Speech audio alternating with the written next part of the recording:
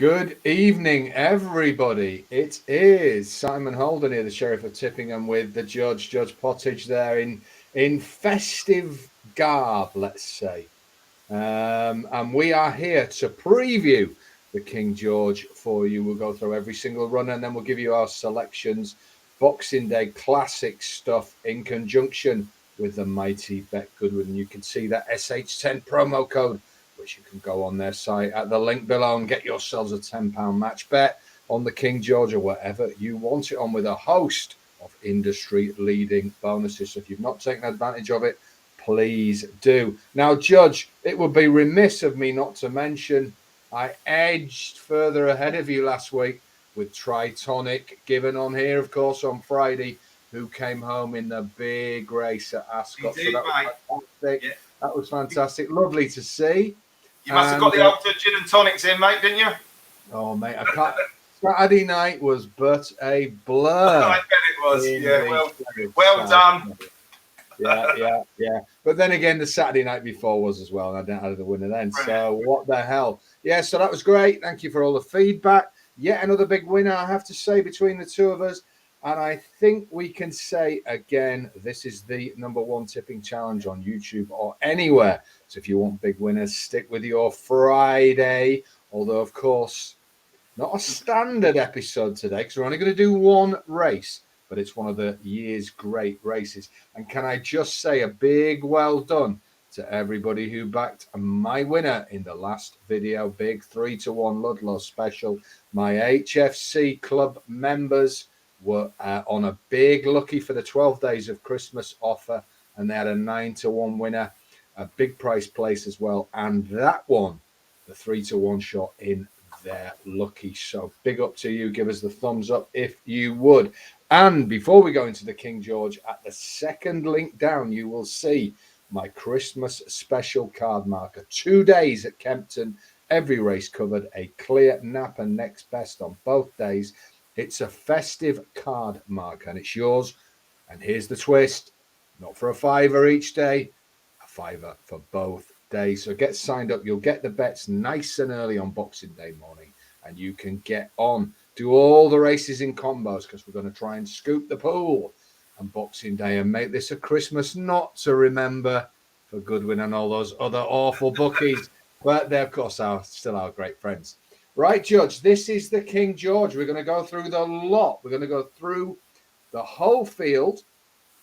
I hope you're all set for Christmas, mate. I hope you've all got the old presents. Now, thank you. Yeah. Hope you are too. Oh, very much so. Yes. Yeah, very much so. We're going to go through all the runners, and at the very end, we're going to give our selections. Now, it is one of the great showpiece chases. It's at 3:05 on Boxing Day.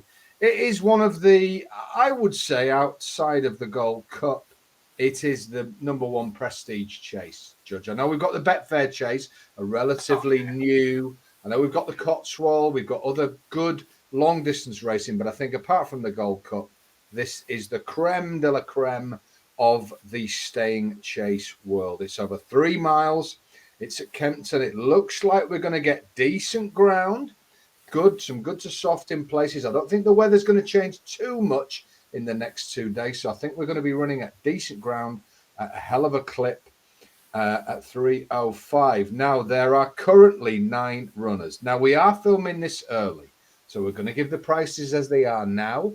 You know what racing's like. We could have some last-minute setbacks and non-runners. Please be gentle with us if we give a selection that does not run. You've got to balance that out, of course, with the fact that the prices may shorten as we go in. So at time of recording, these are the prices generally available in the village, and these are the horses entered. As I say, do check if you're watching this Boxing Day morning, where have you been for 2 days? But if you're watching this Boxing Day morning, do check what the live prices and runners are. But here we go. Let's start with the outsider of the pack, currently available at 40-1. It's Mr. Fisher. Now, Judge, I'm going to be quite cruel to Mr. Fisher fans. I wouldn't back this horse if it was 100-1, never mind 40. So I have put a line, not with pencil, but with a thick felt pen, as I do not think Mr. Fisher has any chance at all of being involved at the business end of the King George. So I'm pretty clear on that. Over to you. Let's start with Mr. Fisher, number 7 on your race. Yeah, I'll be a bit quicker, but I genuinely think it's you're being a bit brave there. I think it's if it had a prep run, I'd have liked it a little bit more. But the run behind Frodon at Sandown last year means it's got a squeak in this. You've got a question mark at the 3 mile trip. I definitely agree with you there. I would say it's a lively outsider. That's the best way of describing it. A lively outsider. I'm a bit negative on Mr. Fisher, so if you are a fan of that, the judge has given you some hope with a line behind Frodon. I agree that was a decent run, but I do think the pulled up and unseated the 2 times before and pulled up twice before that mean Mr. Fisher is something of a dodge pot. Right, in the outsider, let's go to the second outsider. It's number 9 on your race card. It's an Irish raider called Tornado Flyer. Now, Judge, can you give us any positives for this one? Currently available at 25s. Well, there's a few. In fact, it's trained by Willie Mullins is a positive to start off with. He kind of runs like this, really wants this trip. It's only tried it once. I mean, I actually backed it last time out, and all it did was just keep plodding back at, I think it's Fairy House or Punchestown. I forget which one's which now. And also, it ran half a decent race in the Ryanair last season when it literally picked the pieces up again. So I can see it being one of them horses that's sort of out. I can't back it for win purposes, but I could sort of see it nicking 3rd or something like that. You know, it's going to be this race. You've often it pays to be sort of near the pace or just off it. I think this one's going to be sort of more out the back most of the way. So more a place chance than a win chance, in my opinion.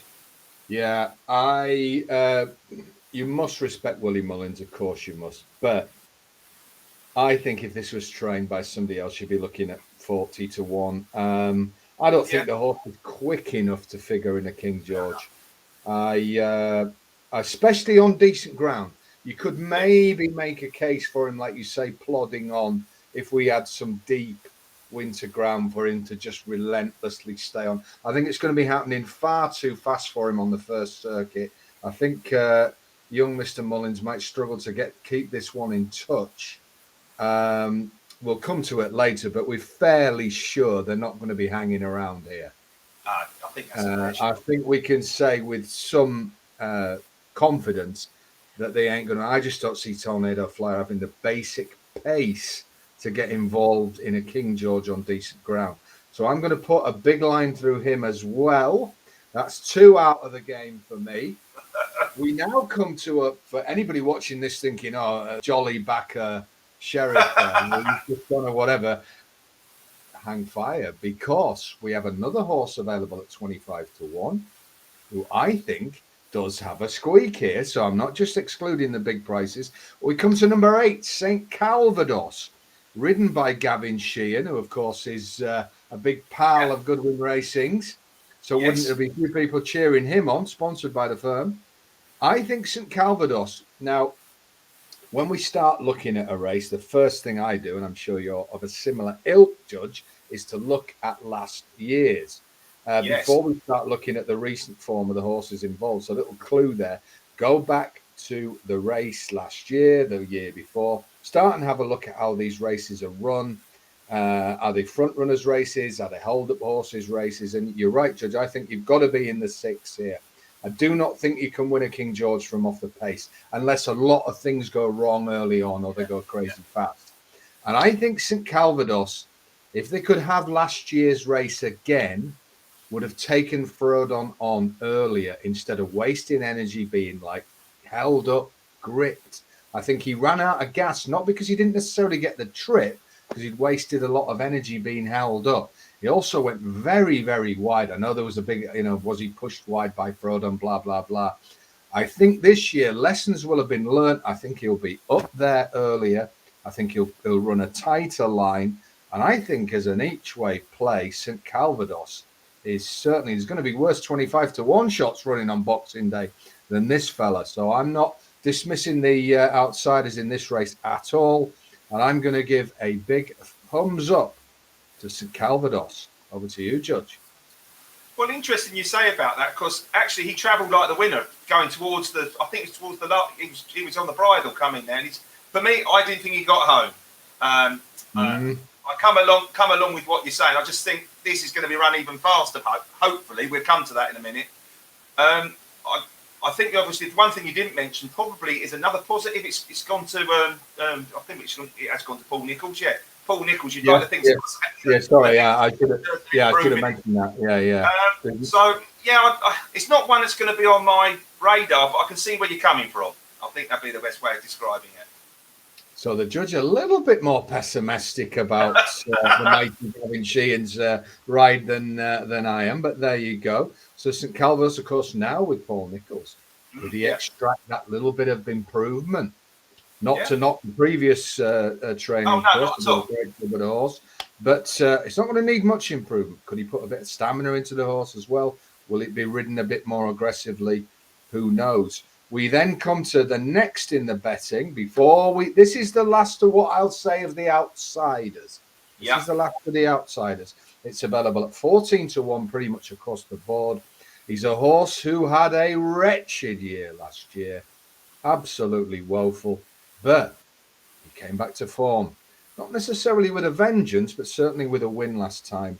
He is number 5, Lost in Translation, who will be the mount of Brendan Powell. What do you think, Judge? Oh, this also. I mean, the race Clanders Ovo won the year. I think he's been pulled up in the 2 renewals of it. I thought it was an absolute good thing that year, because that year was full of non-stayers, and I backed him sort of anti-post each way. I literally only had to jump round. It had to come second. It's about binoculars back to the second that day, and he was pulled up. I think. You know, I'm not a massive fan of even its win last time. It only beat Master Tommy Tucker, didn't it? And Dashel Drasher. And I think I'd rather back the other 3 outsiders in this one, and I'm going to have to take it on the chin, because this all's probably got me on the mantelpiece. I don't like it, to be honest. Not 2 pulled ups in a race where you prefer a horse with a little bit of course form. I like the horse. I mean, you go to its Betfair Chase runs, but not for me, I'm afraid. So I'm going to have to give that one the Spanish Archer. Yeah, I very, very rarely have I gone off a horse as much as I have Lost in Translation, and I've followed it over a variety of cliffs, the Betfair Chase. I have a theory that win took a lot out of this horse, and I don't think he's ever been the same since. I also think my theory was that he didn't go right-handed. Of course, people say he won right-handed, but ask yourselves this: the horses he beat, would they be lower than 100-1 in a King George? He had to drop a few levels. I think at the top level last year, he ran some absolute shockers. It's great that he's come back to some form. 14-1 for a horse who has flopped when he was at his peak in this race. Yeah, that's right. I'm afraid I can't have it. And he may prove me wrong. I'd be very, very surprised if he's involved at the business end. So there you go. Sorry, Joe, if you're watching. Yeah, exactly. Yeah. I'll stay out of his way for a while. We then, it's all right, he's not watching. We'll go to the next. Now we begin what I would term the 5 players in this race. Yes. With the outsiders. Now, I believe that the winner is going to come from the next 5 horses we deal with, even though I think Calvados can nick 3rd.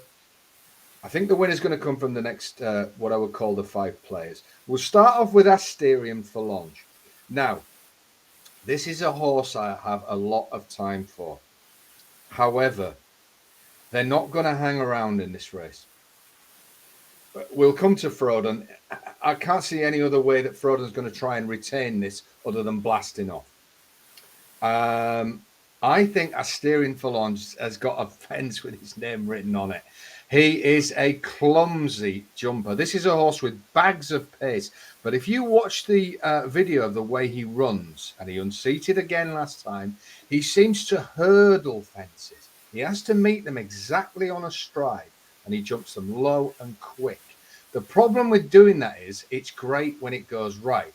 If you lose your stride, you see what happens. He either takes them out at the root, or he comes to a virtual stop. I just don't think Asterion Forlonge has enough experience at the highest level to win the way this race is going to be run. I know he's got a huge fan club. I may be wrong, but I do think he's a little bit of an unsafe conveyance in this. I think it'll be fun while it lasts, and then I think he'll make a few howlers. So I'm going to take on the top of the shop. I'm a huge fan of the yard, and I'm a huge fan of his jockey, Brian Cooper, but I think he's got his work cut out in this. So I'm putting a line through. Number 1, Asterion for launch. Asterion for launch. Oh, dear. How far would he have won last time? I was on him last time. How far would he? I think he would have took apart a quality field. Yes, he would. He's that type of horse, but he's a kind of horse, I'm unfortunately, you're going to have to go win only. You know, there's no way you can go each way in. He's definitely going right-handed, which is obviously that is where he needs to go because he's forgetting left-handed. Although he ran quite a good race in the Marsh last year, he's mainly a right-handed horse. But I'm like you. I think this is. It's also at the price side. I think if he was 10 to 1, I might be, thinking I've got to have a few quid on him at 10s.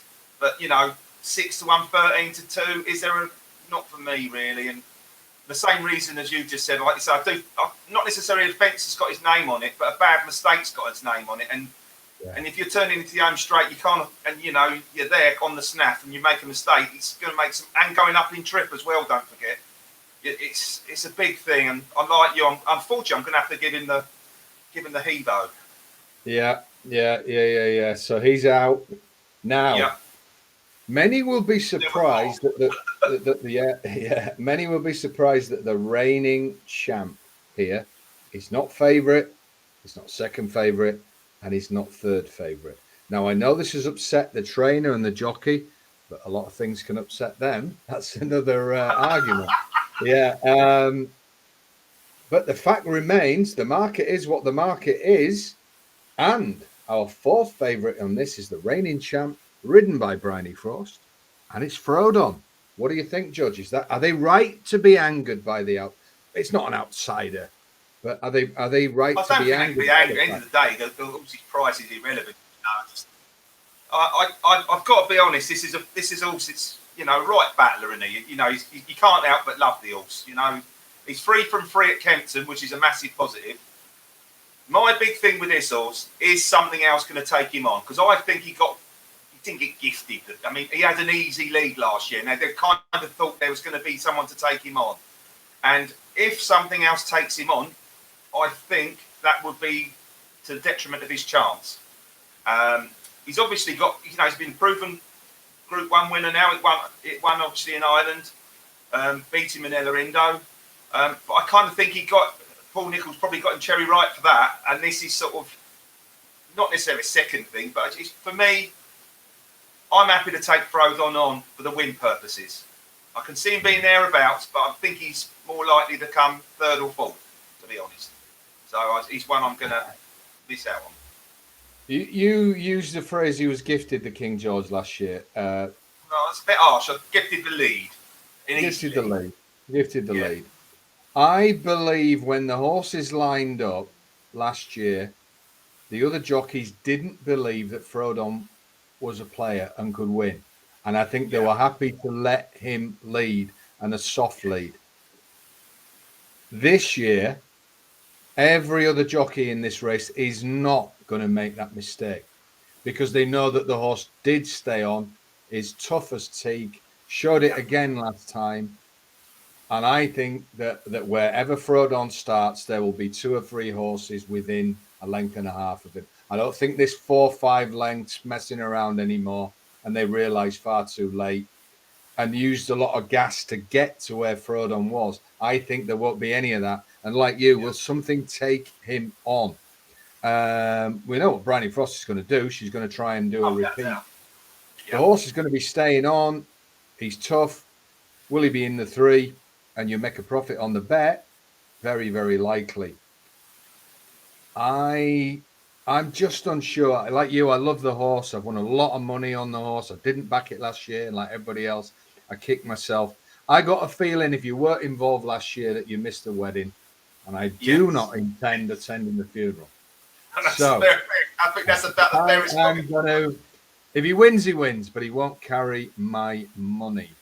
But what I will say is, I can sort of see why Nichols is a bit peeved that Chantry House, number 2, a horse with plenty of wins, but you've got to argue, does not have the sort of backstory or classy, the races that Frodon has won. Chantry House hasn't won. And I can see his point where Frodon surely at 6. Now, I'm not saying Chantry House is a high horse because that's unfair. He's won his last 4. But if you go through them, Judge, are they really grade 1 top races? Whereas Frodon, you can't argue. He turns up at Cheltenham, he wins off top weight, a very good handicap last year. He turns up and wins a King George. I think he's got a better backstory than Chantry House. Now, of course, Chantry House may have more improvement in him, but he's got to go out and prove that tomorrow. And I think this is a tough task for Chantry House. I'm surprised he's as short as he is. I could understand those prices being flip-flopped and Frodon being 9-2 as reigning champ and Chantry House being 6-1. I certainly want to take Chantry House on at that price. I think he's a horse of immense potential still, but I'll always take proven form over potential 7 days a week. So I'm afraid he's not for me. He may be for you. I want to hear what you think, Judge. Yeah, look, I see where you're coming from, but I not often I go for proven potential. I must say there's not a lot of juice in his price now, but I do like him. He's just my type of horse. Because like you think, oh, that wasn't very good form last time out. Well, it wasn't because he won a tools race. But the race last year at Cheltenham, Aintree, it beat Chamblou. But I mean, you could argue whether it had won or not when the other one fell. But there wasn't a lot in it. But look, if you look further back, Chamblou was beaten 34 lengths. That would have won the Charlie Hall by a mile. You had Fiddler on the Roof further behind, obviously. Fiddler on the Roof's come second in the Ladbroke of 150. You've got Sporting John pulled up. That's won an handicap hurdle, top weight, 146. And the one that's tailed off, I can't think of the other one that's pulled up. The one, I've forgotten what's his name now. Anyway, that comes second in a handicap chase of 140. That's just the Aintree run. That's his first try at 3 miles. Now, this horse, to me, looks all about 3 miles. And to win on the Marsh Chase, it does hold Asterion Phalange twice on Supreme form and also in the Marsh Chase. So that's where I thought I'd rather be with this than Asterion Phalange. And if you just take a moment, I know it's nothing to do with this, just have a look at that Supreme run behind Shishkin. That form is unbelievable, and winners galore out of that. Loads of Grade 1 winners. So I do like Chantry House, I'm afraid. Sorry. So why? I'm going to put him up as a... Oh, he's gone early. Chantry House is the selection. He's gone early. Well, yeah. I mean, I say he's also immense potential. And remember, when we're talking about this is to win a King George, when we say I don't fancy that at the price level, we're not saying anyway that these aren't top horses. Mr. Fisher, if you'd let me own it for a week, I'd grab your hands off. You know what I mean? Absolutely, of course. Tornado Flyer, my God, he might have a national in him quite easily. Yeah. But we're talking about particularly the odds. We're talking about this race on Boxing Day, and though Chantry House is also of immense potential, I was making the point that I think Frodon's got more back class and is a winner of the race. I do agree with that. And normally, I'd always go for the horse that's better value. But on this account, I can't help thinking, I'm actually going to try to get the winner of the race this year. In terms of the best value in the race. Yeah. Fair enough. We then come to number 6. The horse that I believe not only will win this, but will go off favourite. I believe this will go off favourite. It's currently second favourite. At the time of recording, I'm either going to look like a genius or a plonker on the afternoon. It's number 6, Minella Indo. He's the reigning Gold Cup champ. He's trained by the great Henry de Bromhead. He is ridden by, Briony Frost has had a lot of publicity, good and bad. She won this horse race very, very impressively on Frodon. But let's make no mistake, Rachel Blackmore is the supreme female rider of all time. That's not even up for debate anymore. And I think Minella Indo, got beat first time out, but I believe de Bromhead has brought this horse very, very slowly with 2 races in mind. This and to retain its Gold Cup. and I do not read anything into the fact 2 fences from home. It looked a bit laboured last time. I don't think the horse was fully wound up. De Bromhead after the race had a huge grin on his face. It was just what he wanted to see. He knew he had loads to work on. They come here. I think Kempton will suit. I think the fact that Frodan will go off and make this a test will actually, obviously it'll play into Frodan's hands because that's the way he has to be ridden. But I think Rachel Blackmore will be able to settle this horse in about 4th or 5th place, Judge, and bring it through on the last circuit, even round the bend. And I think from 2 out to 1 out, I think she'll just bring it wide and ping past him. I think this horse is, well, he can't be underrated as he's a superstar already, but I do think he's got higher to climb in this game. I think he might have another Gold Cup in him. I certainly think he's good enough to win this King George. And I wouldn't be surprised if he goes off 9-4 on Boxing Day. So I've nailed my colours to the mast, big style. Manila Indo, he's an unload bet for me. What do you think, Judge? Am I going too far? Am I reading too much into that goal? I actually agree with you. I think unless there's a surprising amount of following for Clan des Abots, I think you're right. I think it should, Manila Indo should be, let's be honest, it's a Gold Cup winner, so it should be favourite for this, really, shouldn't it? Let's be honest. It was an okay run. I was a bit underwhelmed with its first run, but that wasn't the be all and end all, was it? No. Let's be. I was a little bit concerned the other day in the Betfair Chase about Aplu Tub, whether it might need the run or not. Well, I should have known better than that. So, in real terms, I think you've got the job jockey, job trainer. The only negative I possibly can find, is he best left-handed? Is he best left-handed? Don't know. That's trying to find a slight negative. I think you should be favourite. I like the horse. I was lucky enough to be on in the Gold Cup last year.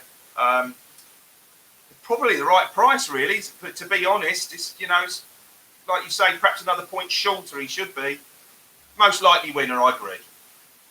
There we go, Manila Indo. Now we if we've already annoyed Joe Tizard, we're certainly going to annoy Nichols and Fergie and everybody. We know I'm enemies on this channel because the favourite Clan des Abots, ridden by Harry Cobden. Not only do I not think he should be favourite, I don't think he's going to win.